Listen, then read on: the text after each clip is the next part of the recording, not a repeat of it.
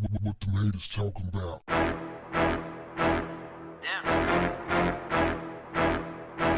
What's up, family? Shirley Strawberry of the Steve Harvey Morning Show was on a phone call from prison with her husband, Ernesto. They were talking about Steve Harvey and his wife, Marjorie. And it got out. Somebody leaked the conversation. Now, after listening to the conversation, I really didn't hear anything like just overtly damaging that they said about, or what was said about Steve Harvey or his wife, Marjorie. But Shirley did make mention that Marjorie looks at her like she's the help, as if she's the help. And she said that Steve Harvey is scared of Marjorie. Now, the scared thing, people say that all the time. Sometimes men will say, I'm scared of my wife, no big deal. That's no big deal.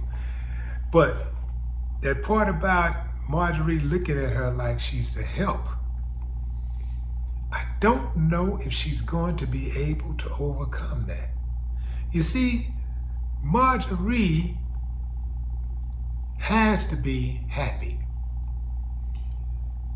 She has to feel comfortable with the people that Steve works with. Well, let's put it like this. Even if she's not comfortable, how she feels about them has some weight. He has to consider that. That's the person he laid his head next to. And especially if it's a woman, and the woman got a problem with her, that's going to be a problem. I think this is the beginning of the end. Now, they've had a long run. I don't know how long they've been together, but I know ever since I first heard the Steve Harvey Morning Show, I don't listen to it, but I've heard it from time to time. I heard pieces of it. I've heard Shirley. So I don't see how that's going to work out.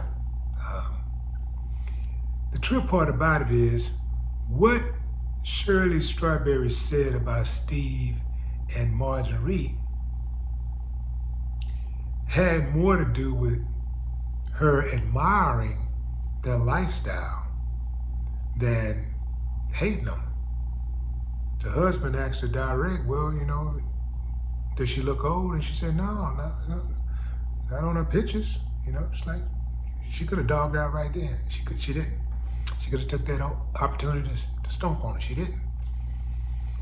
She talked about how Marjorie has a sauna and has people coming to her house to massage her. Steve got a big old workout room and all this stuff. And she's like, it's the life. They live in life. They got that money. See, they got money.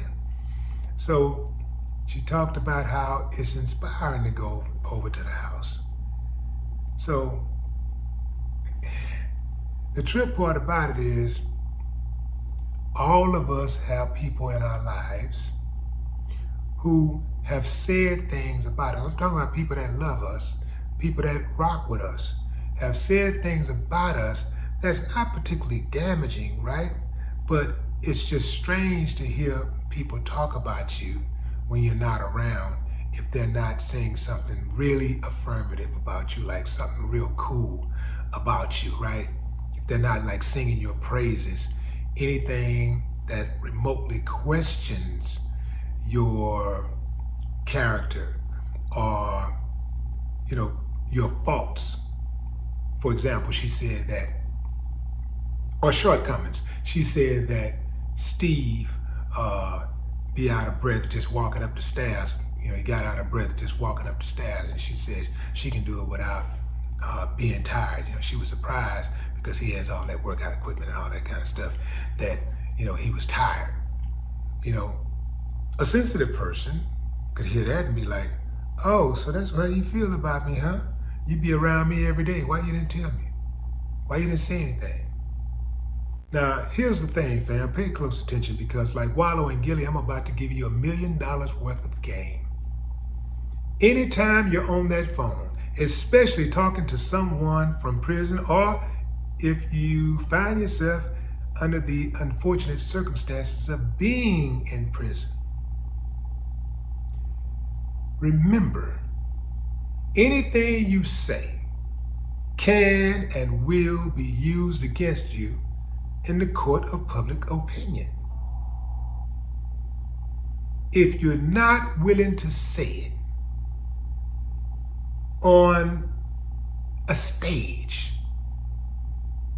in front of international media, keep it to yourself. At the very least, do not say it on the phone. But what say you, fam? Drop a comment. I'd love to hear your thoughts. No more talk. What the haters talking about?